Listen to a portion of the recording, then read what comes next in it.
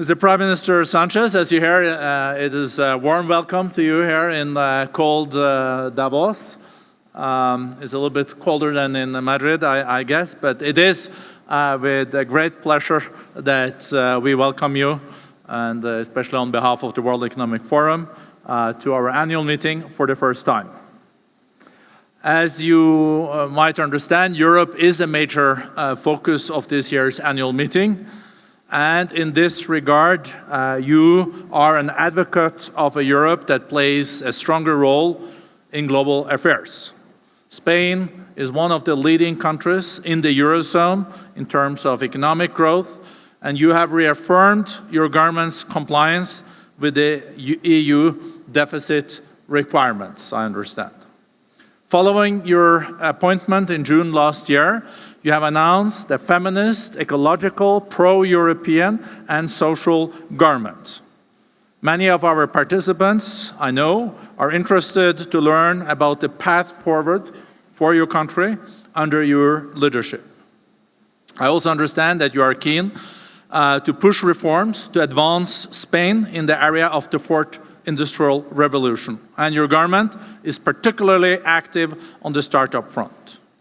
You also have inherited, as we know, multiple challenges, such as a highly complex Catalan situation and the previous government's budget. Prime Minister, we look forward to continuing the debate about the future of Europe, and I invite you to share with us your vision and Spain's role in Europe and the world.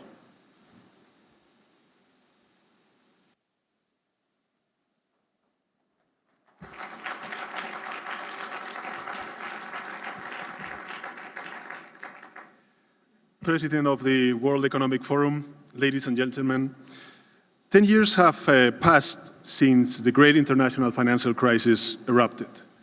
Today, with the benefit of hindsight, we know that it was no ordinary crisis, nor was the subsequent recession just another recession. In fact, some economies have not yet emerged from it. Furthermore, the recovery we are currently experiencing is no ordinary recovery. We run the risk of forgetting it all, forgetting what happened, forgetting how we suffered, forgetting our mistakes, and forgetting what we promised to change. The initial drive to coordinate globally was positive and drew international finance back from the brink. However, once the danger had passed, we set our sights lower. Some of the most pressing weaknesses of global capitalism have yet to be addressed conclusively. The proclamations of remodeled capitalism have faded with time. For instance, we have not been or even succeeded, in eliminating tax havens. Looking beyond key macroeconomic indicators, our societies are still bearing the burdens of the crisis: polarization, reactionary populism, and inequality. We must understand everything that happened and the mistakes we made. And we must change now that we have some degree of freedom to do so. But we must do this mindful of the fact that the economy is not self-serving, it serves people. Growth, yes, of course, but to improve people's life and enhance welfare. Growth, yes, of course, but at the same time learning how to grow within the limits permitted by our environment. Our societies are facing an unprecedented pace of change. No part of our lives will remain untouched by technological and economic change of the fourth industrial revolution. In the developed world, digital transformation has already reshaped our economies and continues to do so every day. It has transformed the way we relate to each other, the way we communicate, the way we learn. To a great extent, digital transformation and globalization are part of the same phenomenon. And this phenomenon, as already know, questions the very existence of nation borders, redefining the concept of borders, complicating decision-making, rewriting this notion of sovereignty, and creating new challenges for for global governance. So we must understand this phenomenon and factor into the design of our public policy. The opportunities offered by new data processing technologies are immense. Technology applications such as artificial intelligence, big data, and machine learning must increase the effectiveness of policies and improve citizen services in sectors such as medicine, public health, security, education, and mobility. However, digital transformation also brings with it challenges to the economy which we must address.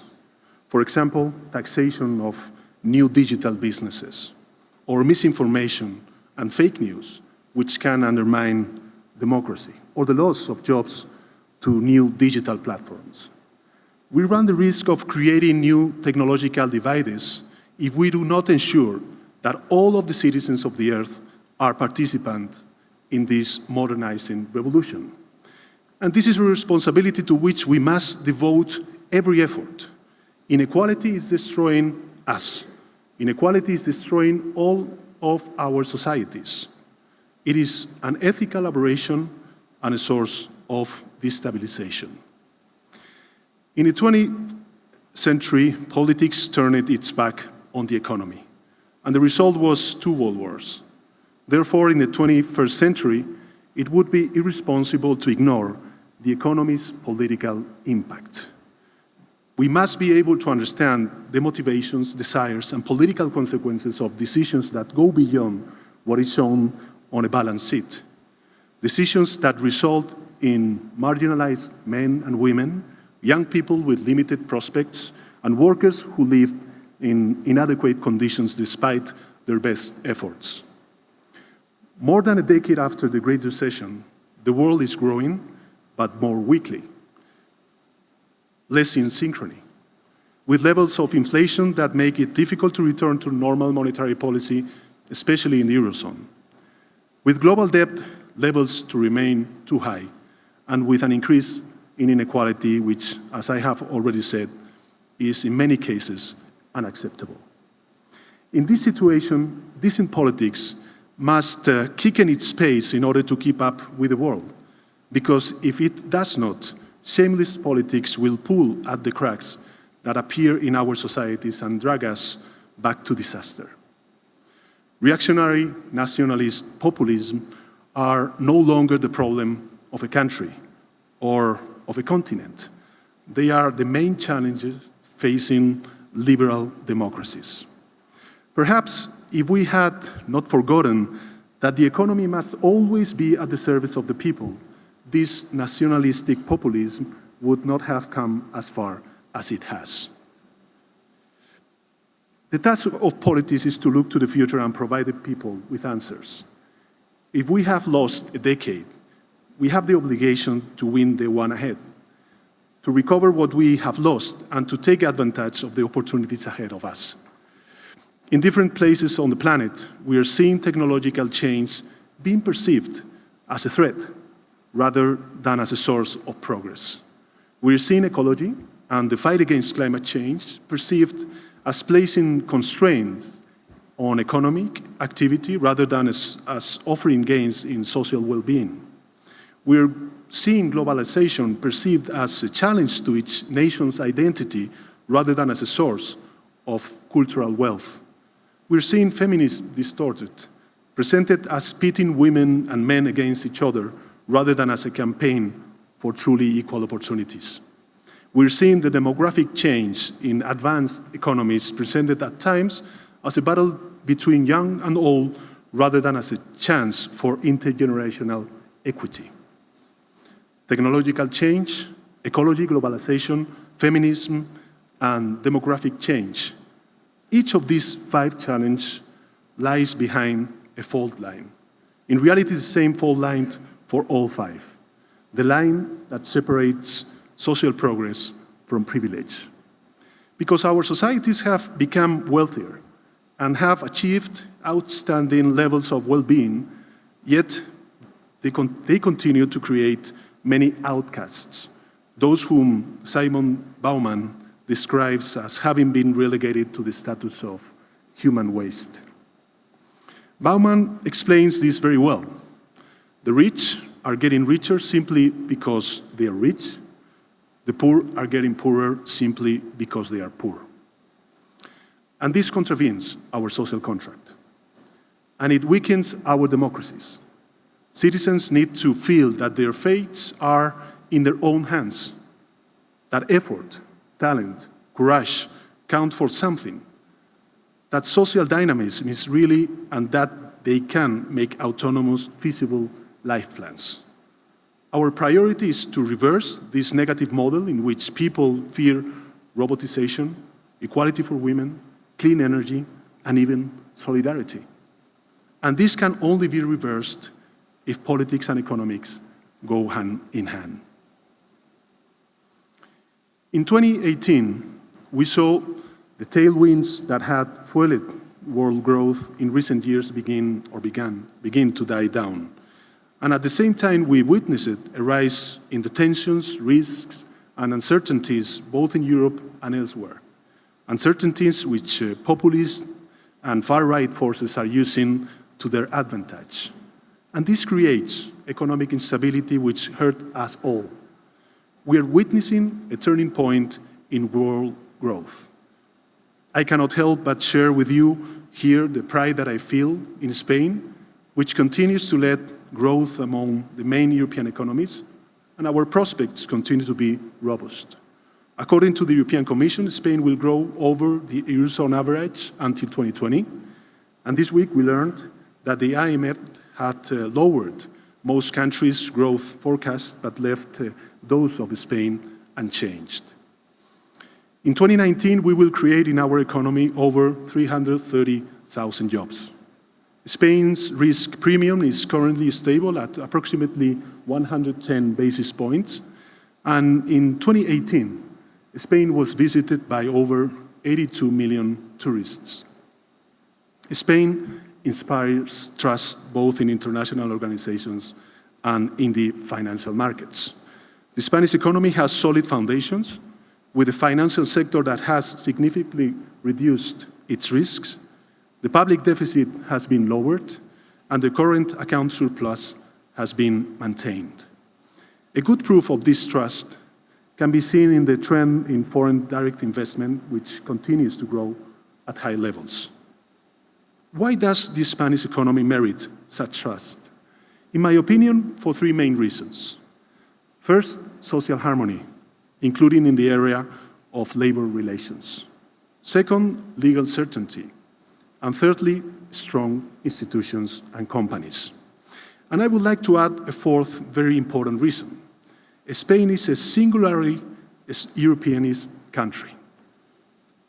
Not one single political party in Spain is openly Eurosceptic. Our identity is Europe, not a nostalgic Europe, but a modern Europe, a Europe that is a driver of change, Europe as a community of values, and those values are our values. But our identity also wants to be that of the United Nations 2030 agenda, which is in an accurate summary of the challenges we are facing and of how to address them. One of my government's priorities is to strengthen social cohesion, out of a sense of justice, but also because a more egalitarian society contributes to a more resilient, more stable, and more balanced economy. We have just presented our budget for 2019, which was designed with three goals in mind. First, combating inequality by buttressing the welfare state, changing the economic model, recovering the value of science, innovation, and reindustrialization, and finally, curbing public deficits, guaranteeing the long-term sustainability of our accounts and debt reduction. And let me tell you about a key issue which is another of my government's major economic priorities, as I said earlier, combating climate change together with an energy transition. Work in this area will require ecological and inclusive responses by every government. The climate change we are facing is global and cross-cutting. It directly affects a great many sectors such as housing, tourism, water, mobility, to name just a few.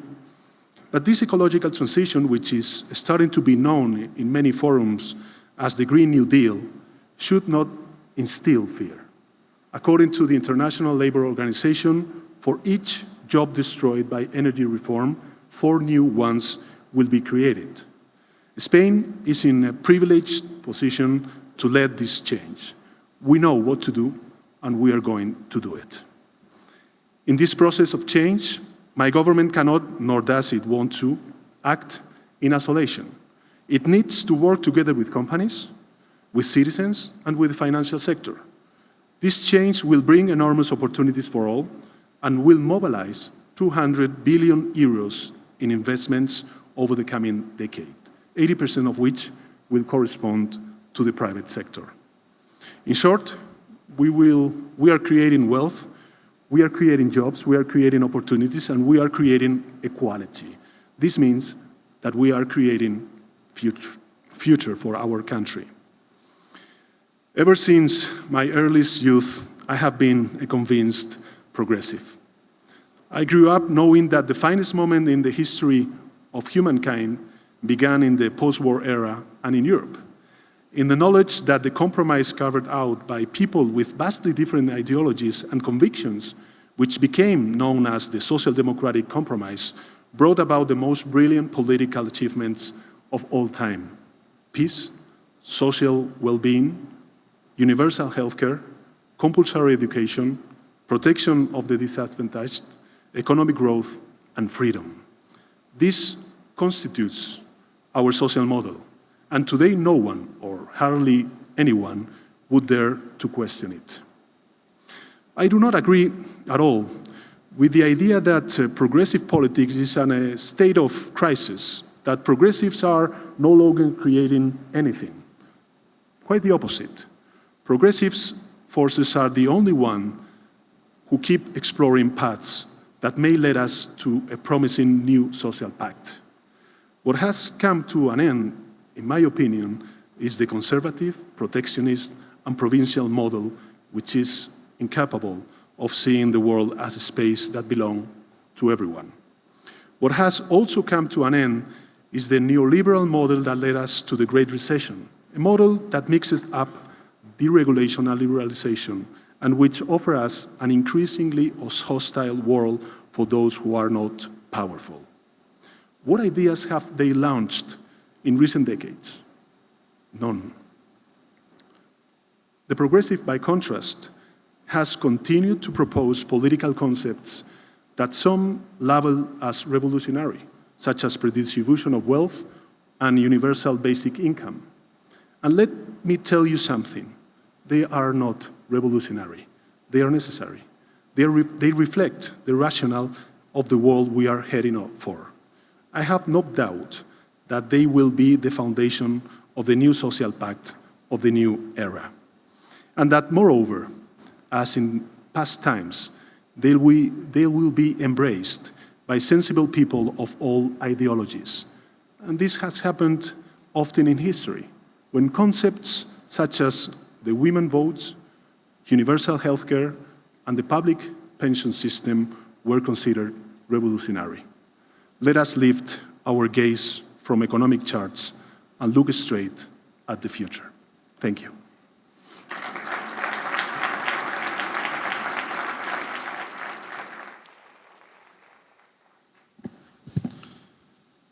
Muchas gracias, Prime Minister. Thank you for your comprehensive and insightful speech.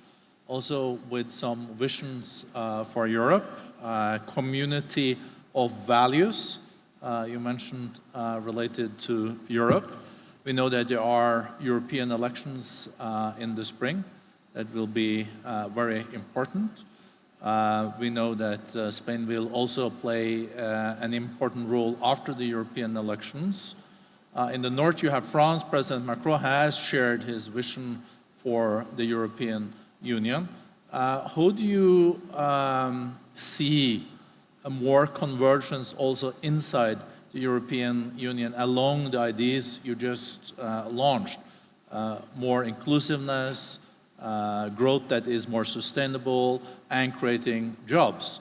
Do you think you can influence the rest of Europe in this and also bring the Visegrad countries with you?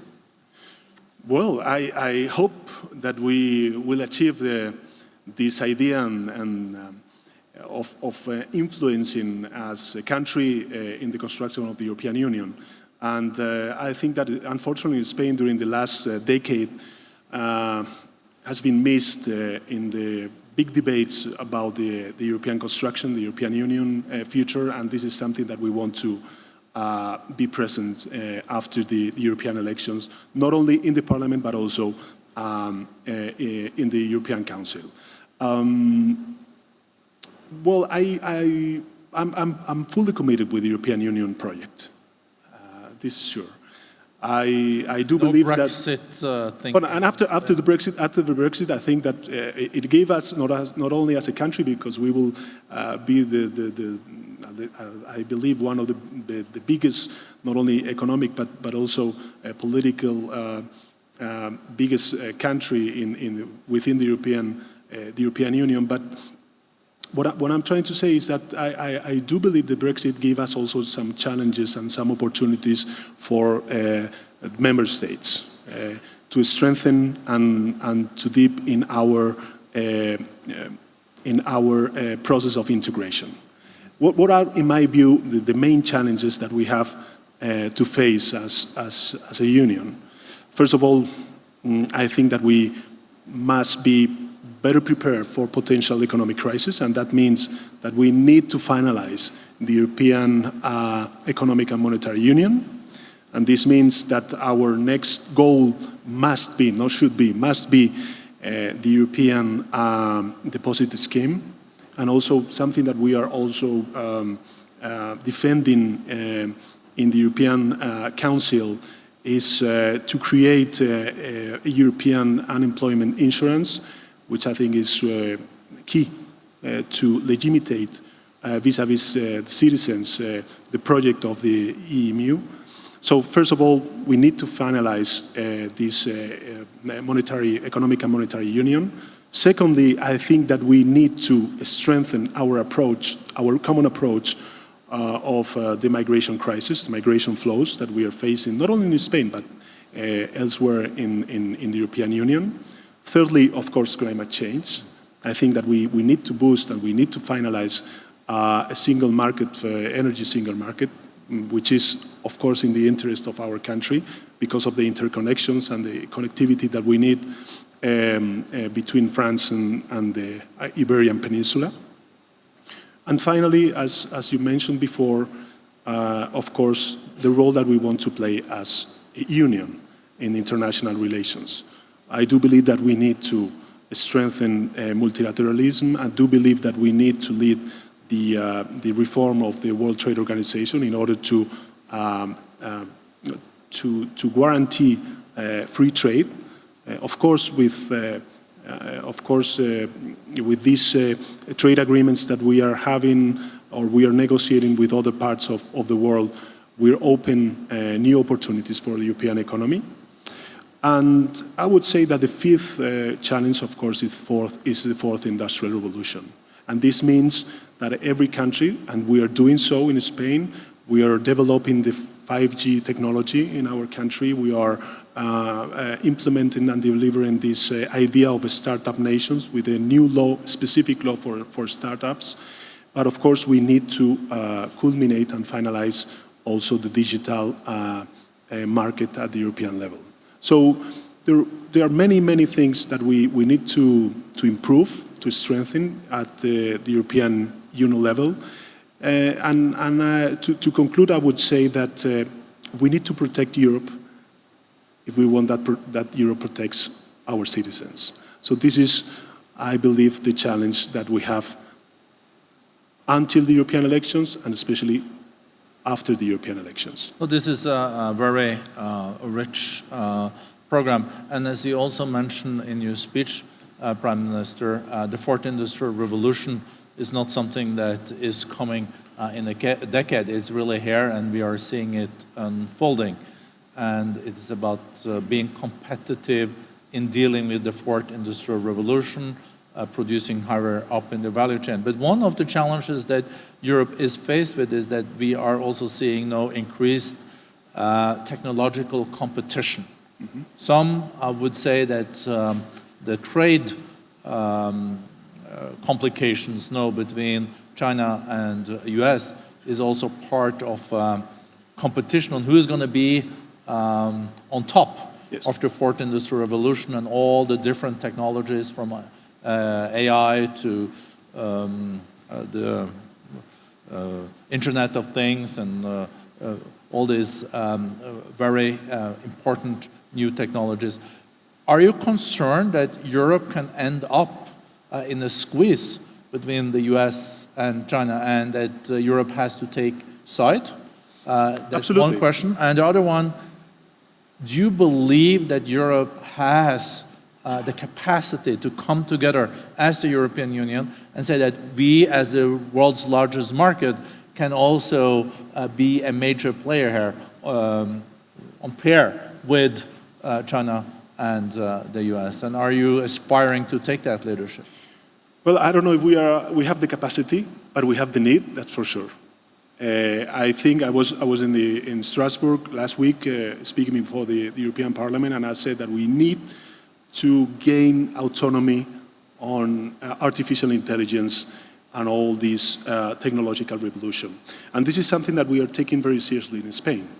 We are leading the developing of 5G technology in our country, which is a key issue for boost the fourth industrial revolution. We are also reforming our vocational training system, which is also very important for our youth. And this is something that we want to do with the companies, with the enterprise, and also with the trade unions, which I think is also crucial.